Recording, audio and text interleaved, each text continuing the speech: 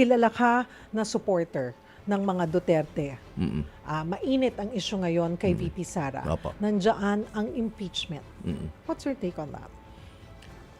Well, nakita po natin, ang haba kasi ng mga nangyari na. Napakadami na nangyari. Ang tanong ko na lang po sa taong bayan ganito, may nakikita ba kayong political na angle dito o palagay nyo totoo bang may illegal lang na ginawa si Vice President Sara? Kasi sa pananaw ko, parang mas political naman yata. Kasi ang pinakabinabato sa kanya, halimbawa yung confidential at intelligence fund, wala naman pong sinuring ibang confidential at intelligence fund sa ibang ahensya. So, kung lilinisin ng isa, hindi po ba dapat linisin ng lahat? So, kung isa lang ang sinusuri, hindi ba may pinag-iinitan tayo? So, ako, ang tingin ko, political yan. Pero ako ba ay against sa pag-imbestiga? Hindi po. Dapat imbestigahin. Lahat. Lahatin po. At palagay ko, pag nakita nila yun, makikita nila, tulad ng sinabi ng COA in their unmodified opinion, na wala namang mali sa accounting standards na sinunod ng OVP.